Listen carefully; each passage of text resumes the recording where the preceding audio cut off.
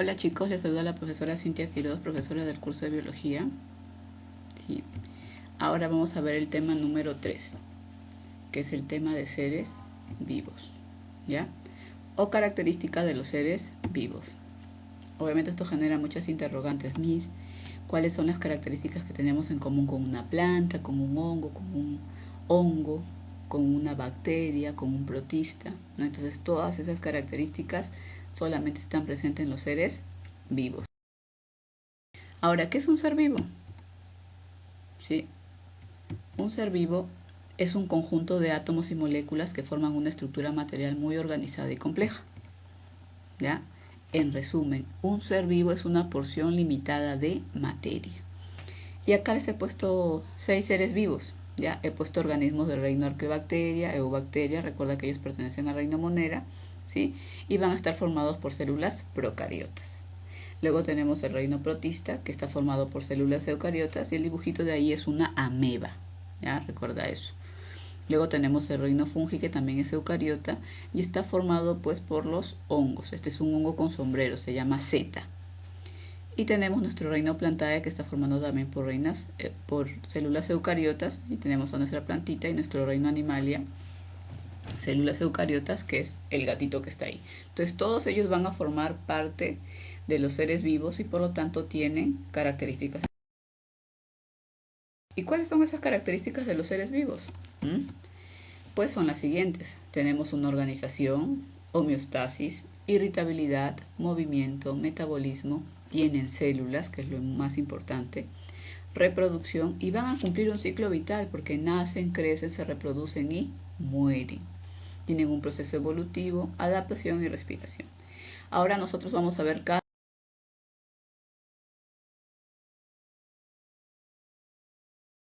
compleja.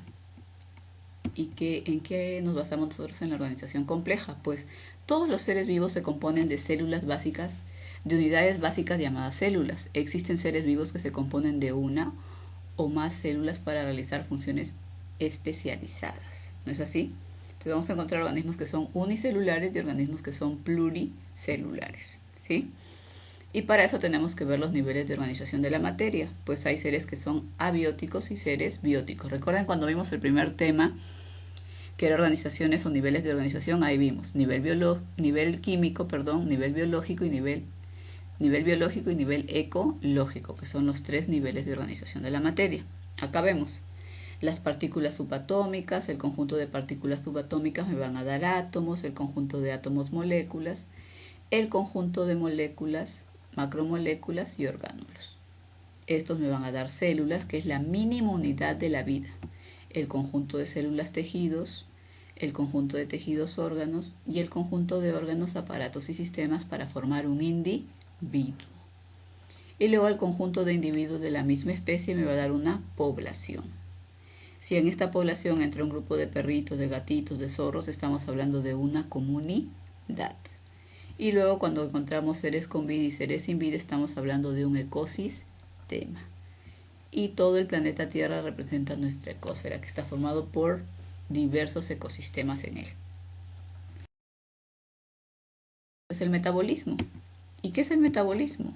Pues los seres vivos, para mantener su alto nivel de complejidad, son capaces de tomar sustancias del medio externo, utilizarla como tal o degradarlas para obtener energía. A su vez pueden utilizar esta energía para formar diversas moléculas. Entonces, metabolismo va a ser el conjunto de reacciones químicas de síntesis y de degradación de moléculas. ¿Sí? Y hay 2 tipos de metabolismo, el catabolismo y el anabolismo. Ahí tenemos catabolismo, degradación de sustancias complejas a sencillas, y en cambio anabolismo es formación de sustancias complejas a partir de sencillas o simples. ¿Sí? En el caso del anabolismo hay gasto de energía, en el caso del catabolismo no hay gasto de energía. La reacción catabólica es una reacción exergónica porque libera energía. Al momento de degradar o descomponer algo va a liberar energía útil, se llama ATP, adenosintrifosfato. Y en el caso del anabolismo va a consumir, por lo tanto es un proceso endergónico de consumo de energía. ¿ya? Por ejemplo, esta célula, para que realice todo su proceso de ciclo celular, necesita energía, ¿no es así? Entonces va a ser un conjunto de actividades metabólicas. Lo que está en la parte de abajo es un cloroplasto, va a ser estimulado o fotoexcitado por la luz del sol, y esta le va a ayudar a que pueda formar glucosa, ¿no? Entonces estas dos son reacciones metabólicas, están relacionadas con el metabolismo. Tenemos la homeostasis. En el caso de la homeostasis es la capacidad de mantener las condiciones internas estables dentro de ciertos límites. Por ejemplo, los seres vivos, para que ocurran sus funciones biológicas, deben regular la cantidad de agua de sus células, manteniendo una temperatura constante. Entonces, ¿qué busca la homeostasis, Miss? Pues busca el equilibrio interno. Eso es lo que va a buscar la homeostasis, que todo esté en equilibrio interno. Por ejemplo, si tú viajas, ¿sí? Te vas de viaje a una zona muy alta, ¿qué va a pasar? Te va a dar soroche. El soroche es una respuesta de tu cuerpo que está tratando de buscar el equilibrio para que tú te puedas adaptar en ese momento a esa altitud, ¿ya? Y obviamente que tu cuerpo lo va a resentir, por eso es que te da náuseas, dolor de cabeza. Lo que busca tu cuerpo en ese caso es la homeostasis, ¿ya? ¿Y qué es homeostasis?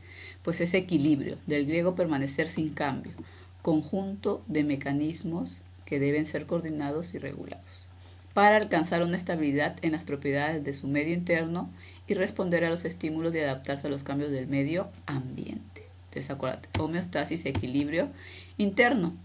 ¿Y qué pasa cuando sube la temperatura en tu cuerpo? Inmediatamente sudamos, ahí tenemos la imagen, empezamos a transpirar. ¿Por qué?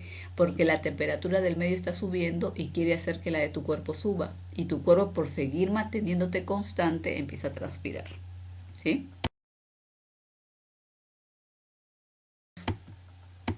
Pues bien, cuando hablamos de crecimiento, el crecimiento en los seres vivos puede ser por aumento de masa o por división celular. Cuando hablamos de aumento de masa, ya es cuando tus células se van a ensanchar. Y cuando hablamos de división celular, estamos hablando de dos procesos nada más: mitosis y meiosis.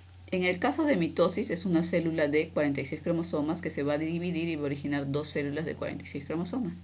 Y meiosis es una célula de 46 cromosomas que va a originar 4 células de 23 cromosomas. Entonces, en mitosis voy a obtener como resultado 2 células de 46 y en meiosis voy a obtener 4 células de 23. Mitosis es para células somáticas, autosómicas de tu cuerpo. O sea, células epiteliales, células de tu tejido sanguíneo, células de tu hígado, de tu músculo. Esas células tienen 46 cromosomas. ¿Y quiénes tienen 23 cromosomas? Pues los gametos o las células sexuales. Ellos van a tener solo 23 cromosomas, ¿sí? Por ejemplo, acá tenemos nuestro gameto sexual, el óvulo y el espermatozoide. Pero cuando ellos se forman, 23 más 23 me va a dar 46. El cigoto tiene 46 cromosomas. Recobró su carga genética. El movimiento. En el caso del movimiento, todos los seres vivos se mueven. Este es de dos tipos: ciclosis y desplazamiento. Cuando hablas de ciclosis, estás hablando del movimiento a nivel de células. Este tipo de movimiento se da más en ¿quién? En plantas y en hongos, ¿ya? Entonces recuerda que ciclosis es un movimiento que se da en plantas y en hongos. ¿Y cómo se da este movimiento? Pues cuando las células tienen que transportar nutrientes como la savia bruta y la savia elaborada, cuando las células transportan gases como el oxígeno o el dióxido de carbono, sus células están en constante movimiento y a eso se le denomina ciclosis. Mientras que el desplazamiento pues es un movimiento observable, ¿no? Tú ves ahí esa chita correr y correr y correr, ahí estamos hablando de desplazamiento. Por eso es que hay dos tipos de movimiento, ¿sí, chicos?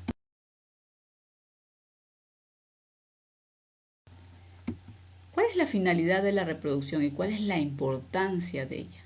¿Mm? La reproducción pues es importante porque, a ver, imagínense ustedes si toda una generación decidiera no reproducirse, ¿qué pasaría en ese momento? ¿Mm? Pues todos los seres vivos tienen la facultad de poder reproducirse. Puede ser de manera sexual o de manera sexual. Pero ¿cuál es la importancia de la reproducción? No lo hemos dicho. Pues la importancia de la reproducción es que permite perpetuar la especie.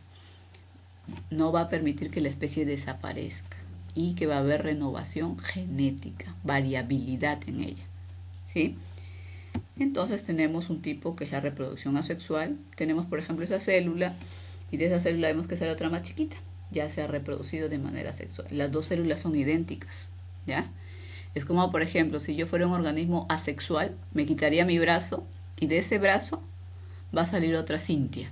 Entonces ahí estamos hablando de reproducción asexual porque esa va a ser idéntica a mí, ¿sí?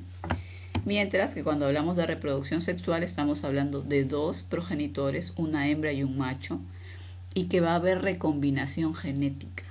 Ya, la hembra y el macho aportan su ADN, este ADN se recombina y me va a dar un ADN único, ¿sí? Entonces, reproducción asexual, un progenitor, no hay variación genética y no hay gametos. Reproducción sexual, dos progenitores, hay variabilidad genética y sí hay gametos, o sea, hay espermatozoides y hay óvulos. Siguiente que es la relación. Cuando hablamos de relación, es la respuesta a estímulos y esta puede ser irritabilidad, que es la capacidad de responder a un estímulo temporal que viene del ambiente externo o interno. Por ejemplo, tenemos ahí la velita, acercamos nuestra mano y ¿qué va a pasar? Inmediatamente la retiramos. ¿Por qué? Porque estamos sintiendo el estímulo del fuego. ¿Sí? Entonces ese fuego va a hacer que inmediatamente retires, porque va a ir todo eso a nivel neuronal, va a transportar a tu tejido nervioso y este va a dar una respuesta inmediata, ¿sí? Que es obviamente va a sentir el calor y por todos los termorreceptores que tienes, ¡pum!, lo retiras, porque has sentido el estímulo, ¿sí? Otro ejemplo de irritabilidad sería, por ejemplo, si tú vas por la calle y de repente ves que alguien te está como que observando mucho y tienes tú y dices, me quiere robar, ¿qué haces inmediatamente? Ocultarte, correr, estás respondiendo a estímulo. O si vas por la calle, por ejemplo, y alguien dice tu nombre, caminando alegremente con tus amigos, Cintia, y tú pum, volteas. No te llamaron a ti, llamaron a otra persona, pero sin embargo ya volteaste, ¿no? Porque estás respondiendo al estímulo. Seguimos con relación, vamos a ver otros tipos de estímulo, como por ejemplo el tropismo, que es la respuesta de orientación involuntaria a un estímulo, ¿sí? La orientación involuntaria a un estímulo. Y tenemos, por ejemplo, acá esta plantita que va a responder al estímulo del sol. Eso se llama fototropismo, ¿sí? Y tiene su respuesta, ¿ya? Porque va a seguir la luz del sol, va a crecer en dirección a la luz. Ahí hablamos de fototropismo positivo, pero cuando se oculta de él estamos hablando de fototropismo negativo. Así también como hay el geotropismo positivo y geotropismo negativo. Ya, esos son tipos. En el caso de relación seguimos con la ataxia. Y la ataxia se aplica a organismos que se desplazan, ya como por ejemplo las polillas. Las polillas siempre van a seguir la luz, ya las atrae. Entonces ellas se van a desplazar siempre en dirección a la luz. Por eso hay épocas que de repente tú en tu foco puedes ver gran cantidad de polillas que se han ido acumulando y acumulando, ¿ya? Y otro caso sería el murciélago, pues un caso opuesto a la polilla, porque más bien él se oculta de la luz, no sigue la luz, se oculta de ella. ¿Sí? Pero estas dos son respuestas, se consideran tácticas. Otro ejemplo de relación sería la nastia. ¿Y qué es la nastia? Pues es la respuesta pasajera de determinadas zonas de un vegetal. O sea, una zona determinada de un vegetal se puede sentir estimulada. Ya estimulada y por lo tanto va a responder al estímulo que va a hacer. Por ejemplo, hay una plantita que se llama la resentida, que cuando tú la tocas inmediatamente cierra todas sus hojitas, porque está respondiendo al estímulo en ese momento.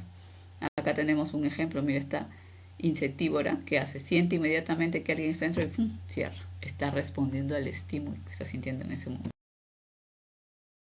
Otro sería la adaptación. Miren, cuando hablamos de adaptación es la capacidad de adquirir cambios en la estructura fisiológica, hábitos de comportamiento que permiten a un ser vivo una interacción eficiente con el entorno. Cuando tú eres un alumno nuevo o eres nuevo en algo, en un sitio donde no conoces a nadie, ¿qué haces? Tratas de adaptarte, ¿ya? Y para eso obviamente tú vas a necesitar pues no estudiar cómo se comportan acá, allá, entonces tú vas a desarrollar ciertos hábitos y esos hábitos te van a permitir desarrollarte en ese ambiente en el que estás, que para ti era nuevo, pero con eso tú vas a poder desarrollarte sin ningún problema. Acá hay un ejemplo, miren, tenemos un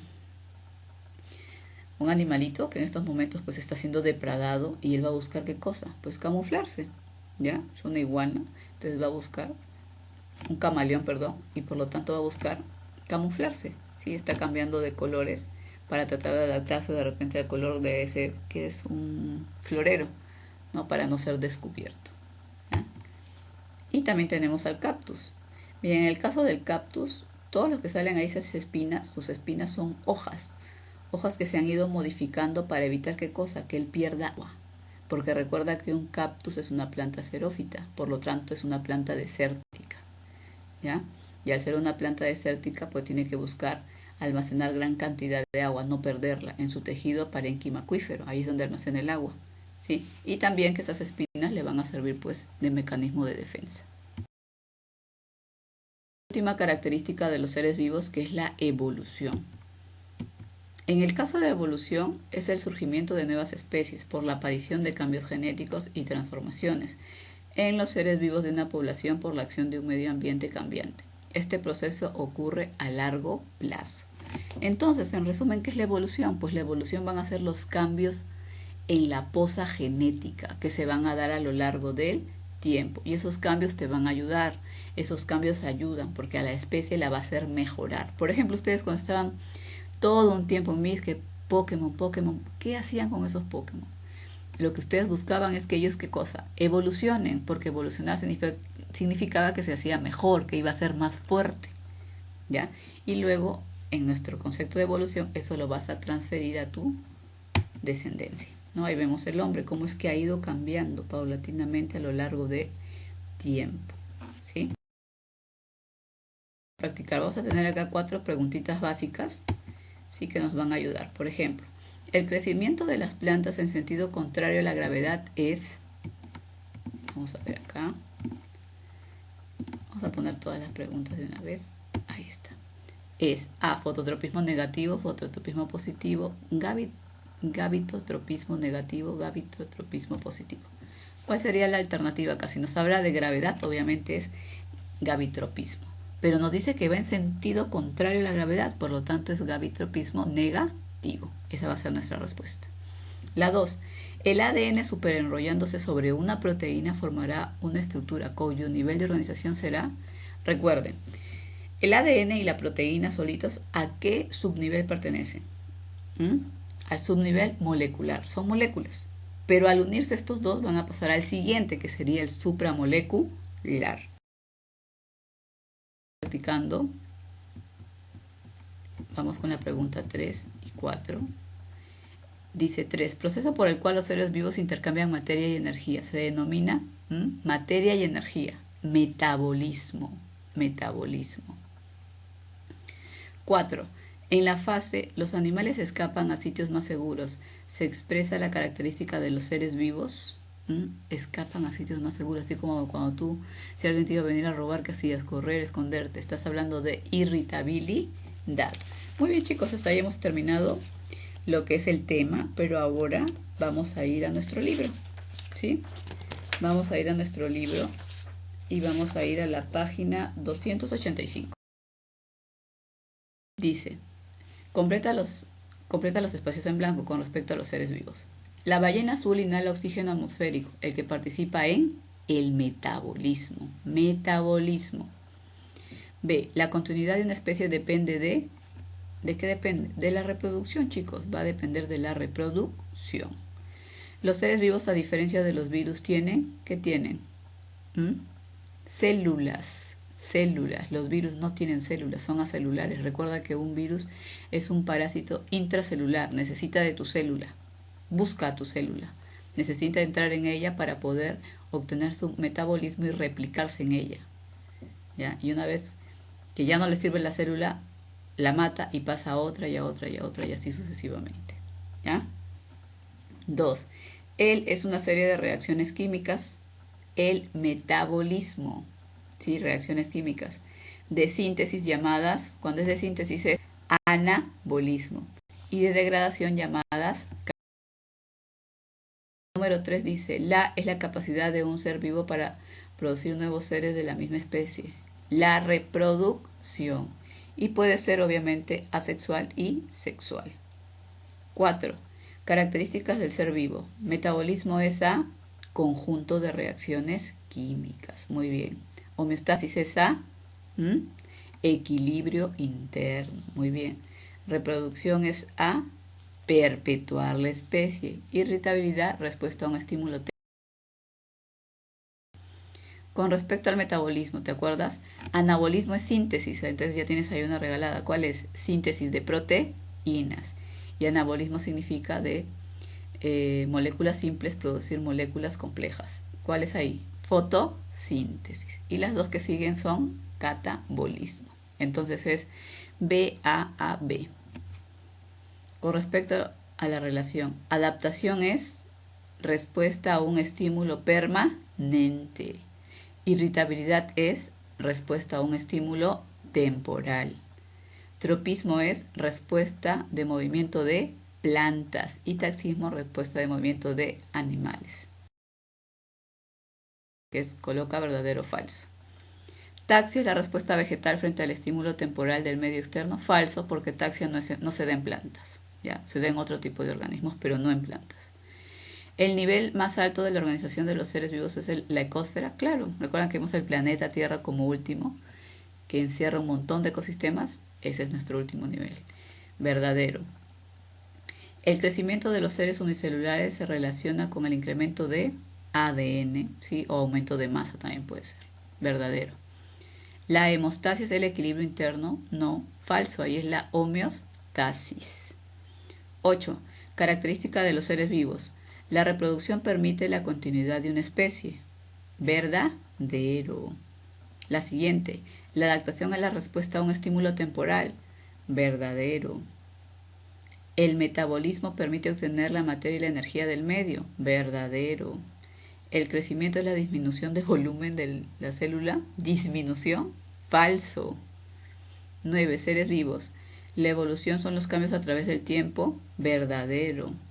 Autopoiesis es la capacidad de un ser vivo de formar su estructura compleja. Verdadero. ¿Es la reproducción asexual? ¿No hay variabilidad genética? En la reproducción asexual no hay variación genética. Verdadero. A la unión de gametos se le llama fecundación. Verdadero. Completa el siguiente esquema. Metabolismo es conjunto de reacciones químicas. Se divide en dos, catabolismo y anabolismo. Catabolismo es degradación de moléculas complejas, Y anabolismo es síntesis a partir de moléculas simples hasta llegar a moléculas complejas.